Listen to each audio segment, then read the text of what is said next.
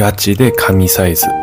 Amazon でベストセラー2回取って累計1万本以上売れてるカプトルから新商品出たんやけど、カプラー抜くとき指痛いし取れへんくてめっちゃイライラするやんか。ほんで指針痛いし、このミニサイズなら狭い場所でも使えるし、ナビ交換とか内装触る人にはほんまちょうどいいサイズやでこれ。内装系のカプラーってアホみたいに硬いし、ペンチでやったら壊れるし、これはほんまええ商品。生産工場の問題で販売個数限られてるみたいやで、一回楽天 Amazon でカプトルって検索してみて。話題っていい商品出すよなほんま。